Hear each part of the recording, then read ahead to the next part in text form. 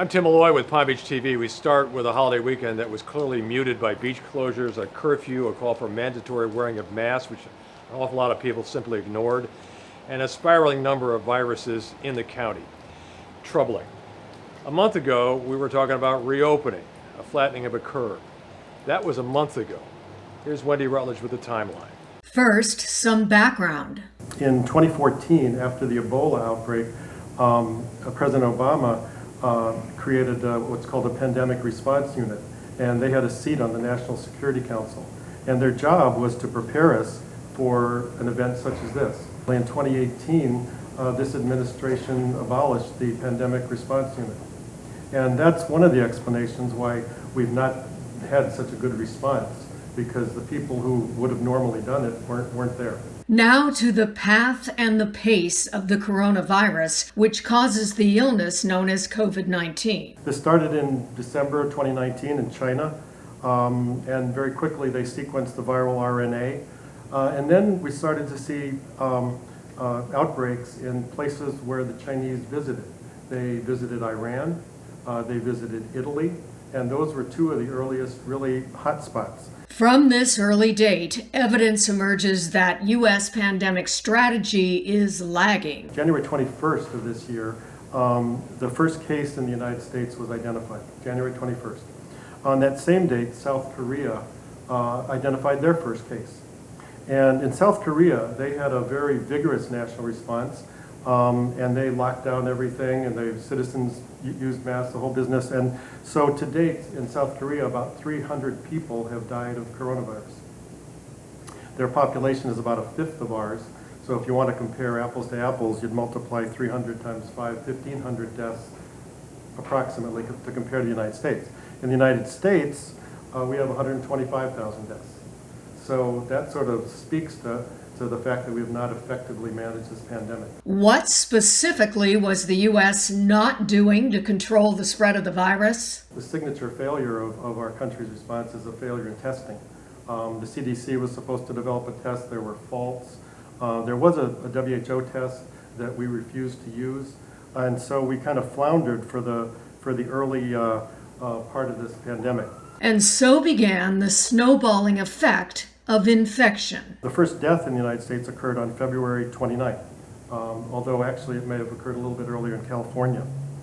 And Columbia, so as we went on through February, a Columbia University study has estimated that if the United States had instituted a national shelter-in-place, stay-at-home order at the end of February, we could have saved 83% of all the deaths in the United States to date. By the end of March, then the United States had 81,000 cases, which we became number one as far as the deaths in the world. So in the United States, our first case was on January 21st.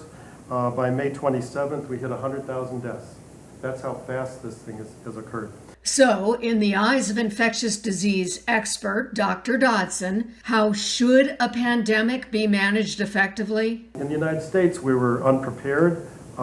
We didn't have testing. There was a lack of federal leadership.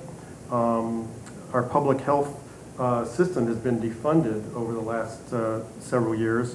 The CDC, which normally would manage a pandemic, has been sidelined. We've kind of, this is the worst pandemic in the history of the United States, and we've kind of left it to amateurs, to politicians to run it. We should have let the health professionals run it, in my opinion.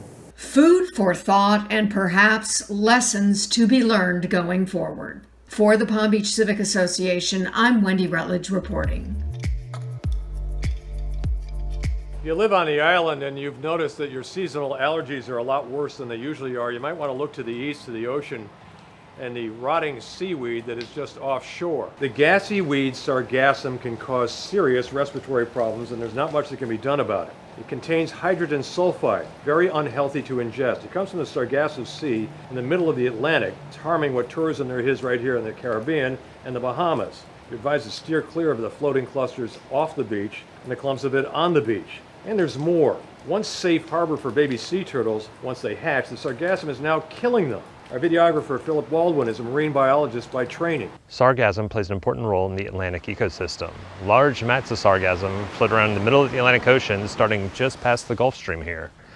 It's home to hundreds of species of animals that wouldn't otherwise survive. A wide range of organisms, from bryozoan to shrimp and crabs to fish and sea turtles, live in the sargassum. Sargassum is also important to rack zone ecology. The rack zone is the area between the low tide line and the high tide line where sargassum and other organic materials, well, they collect on the beach. Many species live in and help break down this organic material. They are in turn eaten by larger animals such as ghost crabs and our shorebirds. As the sargassum gets washed farther up the beach closer to the dune, buried in the sand and decomposes, it becomes an important nutrient source for our dune plants that protect our barrier islands. The problem with the sargassum now is quantity. There is too much of it washing ashore and piling up on our beaches. So if you want to grow a lot of sargassum, you need three things: a lot of sunlight, warm water temperatures, and a lot of nutrients in the water. Well, over the last couple of years, our temperatures have been going up, we've been adding more nutrients to the water, and this has led to an explosion of sargassum. So what problem does this influx of sargassum cause? Well, in a normal year, we would talk about its effect on tourism, but in this time of COVID, we'll leave that for now. Well, you don't want to swim through sargassum. It can be quite abrasive. It can also collect juvenile jellyfish and other stinging organisms that in some cases cause irritation and rashes. Large mats of sargassum on our beaches can cause problems for the sea turtles. We are in the middle of a very important area for sea turtle nesting. So when a sea turtle nest hatches, like this loggerhead nest here, almost all the eggs will hatch at once. And they'll work together to move toward the surface, sifting the sand from above them to below them. They'll get to the surface of the sand and they'll wait there until it cools, just normally at night, and then they'll emerge. Now the first ones out will do what's called orientation circles, where they're looking for where it's brightest. Now on a natural beach, the dune plants causing shadows, will be the darkest. The ocean, with the starlight and moonlight reflecting off of it, will be the brightest. And then they head to the water. Now they're trying to get off the beach as fast as they can. The beach is a very dangerous place for a tiny little hatchling.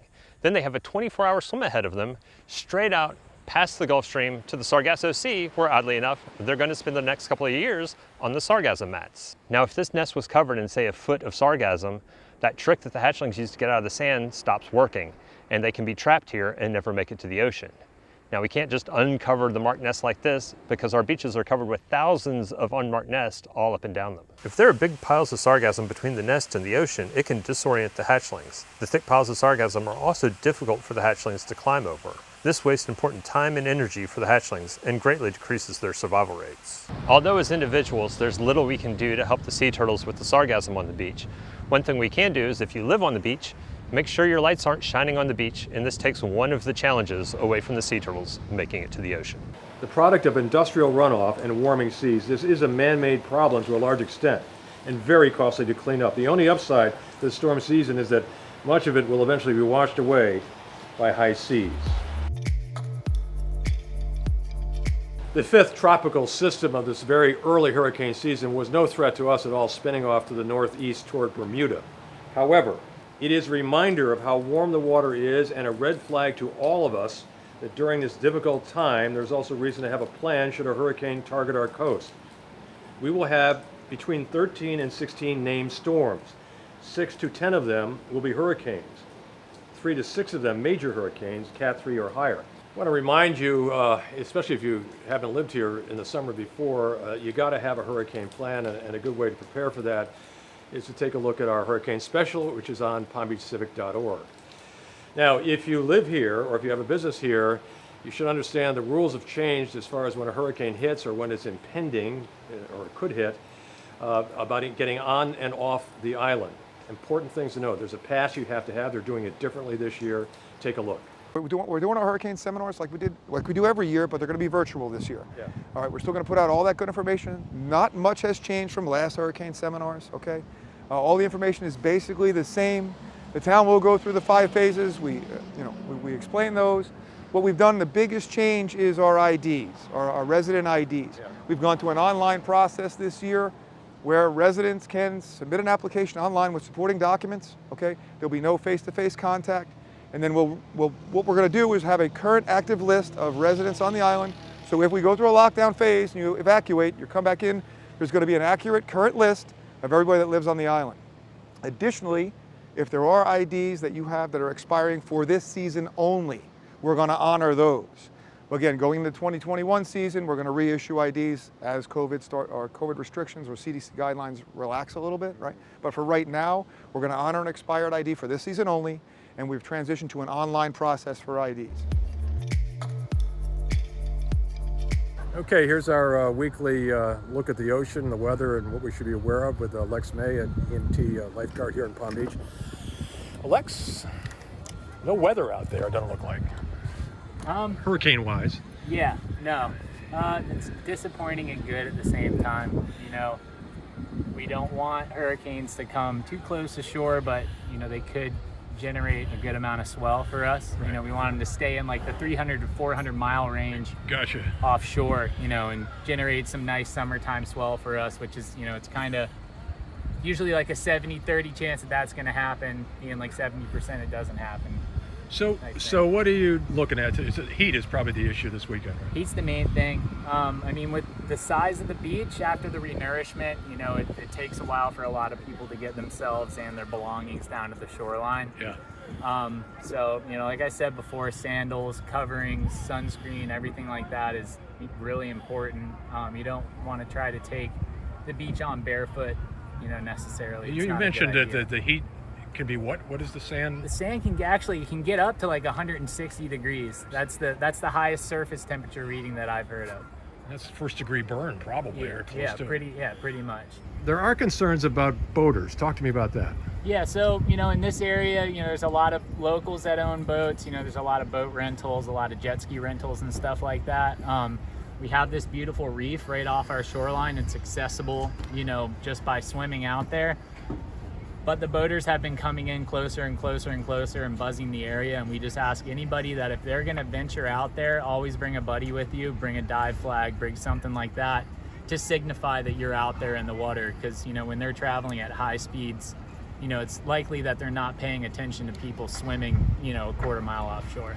All right, so the message this weekend is just be safe, hydrate, and wear your mask. Yeah, wear masks if you're going to be in close proximity with other people. And also, we've been having some afternoon thunderstorms and stuff like that. So if the lifeguards, you know, hail everybody up out of the water and to leave the beach because of lightning, it's, you know, pretty much for your own good.